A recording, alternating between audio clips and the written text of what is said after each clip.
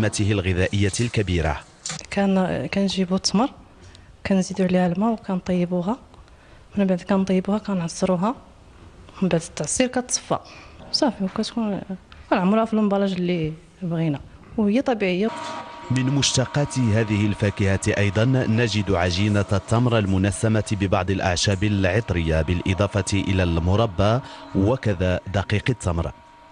بالنسبة للمواطن المغربي في السنين الأخيرة بدأ كيتعرف عليها شيئا ما، هذا بفضل عدد من المجهودات اللي قام بها بالنسبة للإعلام، قامت بها وكالة التنمية الفلاحية، قام بها المصالح التقنية في التابعة للإقليم الرشيدية، وكذلك عدد من المتدخلين مثل برنامج واحد تافيلات اللي يعني يحاولوا يدعموا هذه المنتوجات الطبيعية اللي داخلة في سلسلة المنتوجات المجالية.